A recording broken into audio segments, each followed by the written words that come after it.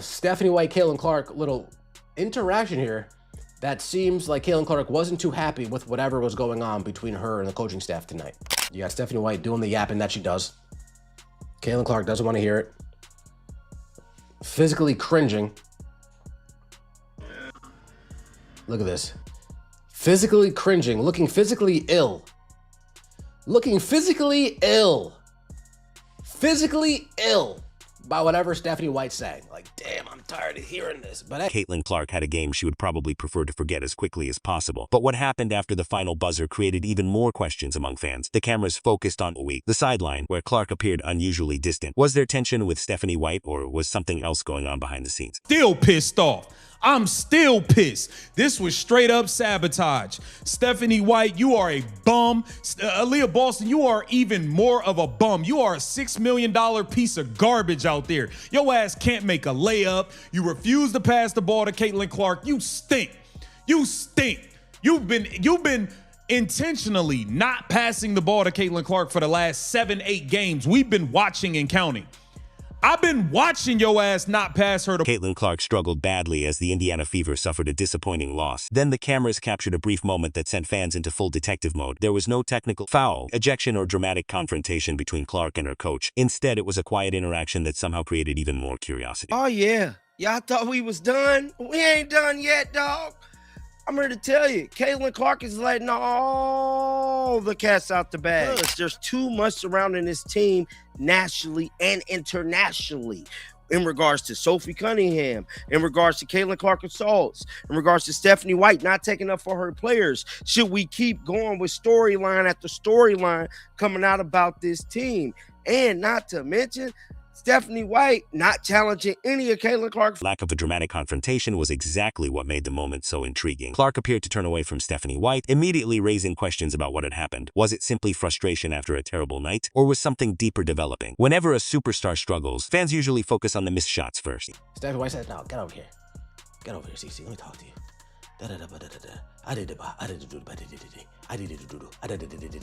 Don't you walk away from me.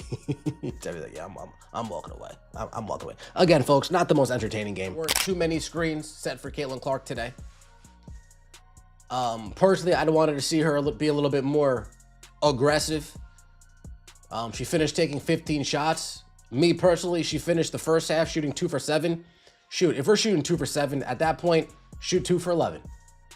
Keep hunting that shot. Keep hunting that shot. Keep hunting that. But when the body language between a franchise player and her coach becomes the headline, everything changes. The Fever entered the matchup against a struggling Dallas Wings team, expecting a better result. Instead, Indiana suffered a frustrating 91-85 defeat that gave fans plenty to debate. Suddenly, Clark's performance and her interaction with White became major talking points. 191-85. I'm disgusted, B. I'm not even going to lie to you. Kelsey Mitchell did have a good game. She dropped 37 points. She officially passed A'ja Wilson, so she has the most consecutive 20-point games. With that being said, Stephanie White, can we get back to trying to win basketball games now? She has the streak. She won it. She won it. Can we get back to trying to win now? Because I think this is nasty. All right, it was blatantly clear to me that she was making this game about Kelsey Mitchell, to the point that Aaliyah Boston's not playing good. Caitlin Clark's not playing good. Like, let me tell you something stupid. We ain't gonna win nothing like. Clark finished with 10 points, 9 assists, and 4 rebounds, while shooting just 4 for 15 overall. She also went 2 for 8 from 3, struggled to find her rhythm, and missed several shots she normally makes. Meanwhile, Kelsey Mitchell exploded for 37 points and carried a huge portion of Indiana's offense. The criticism was not about Mitchell scoring, but whether Clark received enough opportunities to get comfortable. Had everything to do with them seeing Caitlin Clark climbing that MVP ladder, and they said, hell no, we are sabotaging this, and that is exactly what happened. The Indiana Fever lose to a team in the Dallas Wings that lost 8 out of their last 11 games. You could thank Stephanie White, who wanted to make it all about Kelsey Mitchell. I am disgusted with the Indiana Fever. I am disgusted. Stephanie White, get your bum ass in the trash. Get your bum ass in the trash. You are a bum of a coach. You are terrible.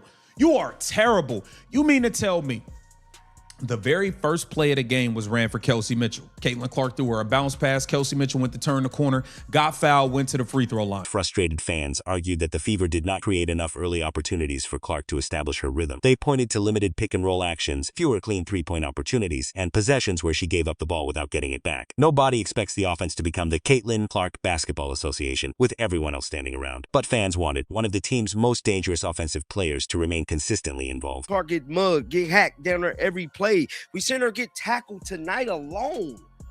Well, I'm here to tell you, there's more, because Caitlin Clark is single-handedly, subliminally telling us fans that there's issues going on with Stephanie White. Now, Caitlin Clark was on the sideline. Stephanie White was trying to talk to Caitlin Clark. Now, this should not come as a surprise. When Caitlin Clark gets frustrated, she don't want to talk to nobody. And this was another situation like that. Only thing different is Caitlin Clark sat, she listened for a little bit, kind of turned away, walked away, went to the bench. Caitlin Clark got back in the game, got the ball, and Caitlin got like this move, a gesture. You can tell when Caitlin Clark not finna. Once a shooter loses confidence, every missed attempt can make the next possession feel even more difficult. Clark appeared to experience that kind of frustration as the game continued and her rhythm remained out of reach. Later, a clip showed her seemingly turning away while Stephanie White tried to communicate with her. Still, a few seconds of video cannot reveal the full relationship between a player and her coach. What did this thing end? It's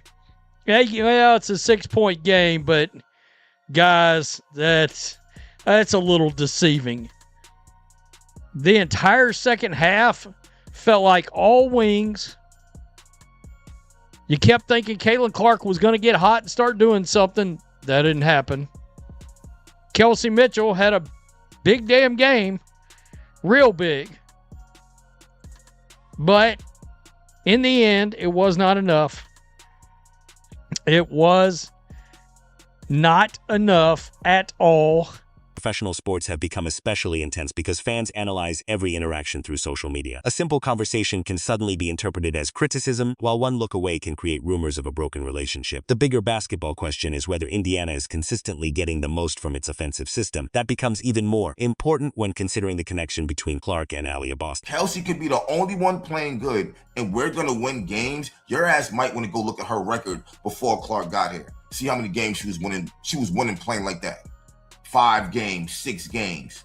Her and AB winning 13 games in the season.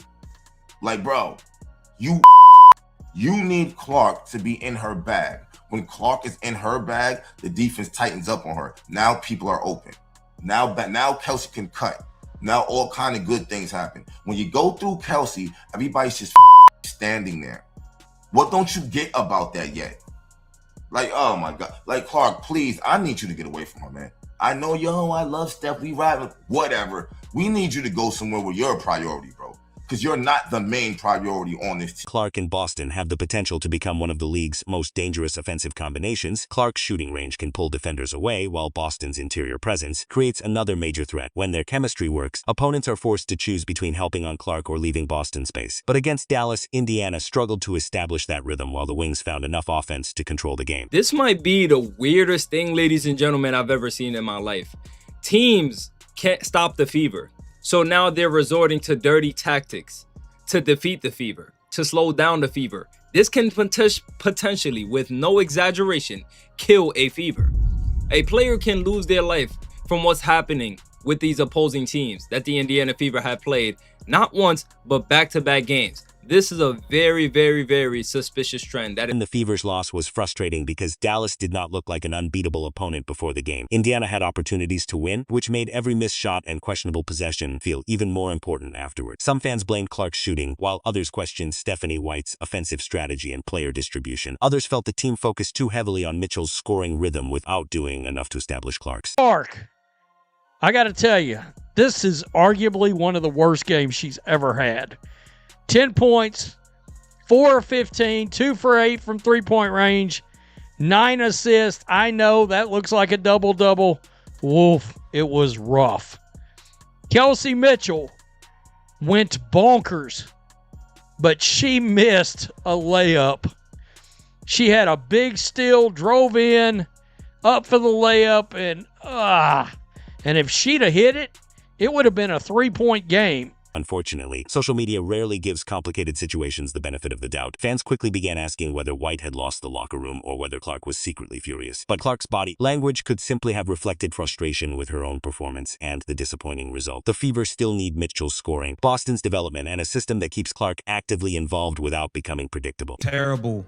Dallas Wings head coach Jose Fernandez exposed Stephanie White in the worst way, icing Caitlin Clark out of the game. He let it be known the Dallas Wings' main priority was Caitlin Clark. They were fine with Kelsey going off because that means no one else was going to be involved.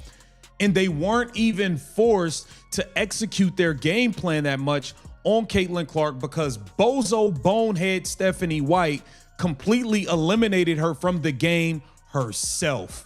Jose Fernandez just exposed this clown of a coach that the Indiana Fever have. Sometimes helping a struggling player is as simple as creating one easy opportunity to rebuild confidence. A good screen, an open shot, or one successful possession can completely change a player's rhythm. That is why this game should be viewed as more than just another poor shooting night for Clark. Even elite players need structure, communication, trust, and a system that consistently puts them in positions to succeed. All I'm gonna say is I've been saying this for a very long time, and we just got further confirmation about it. Caitlin Clark is the biggest threat in the league. Caitlin Clark will demand the respect of the coaches. Fans on Twitter, fans online, fans at home, their words are just meaningless. My words included.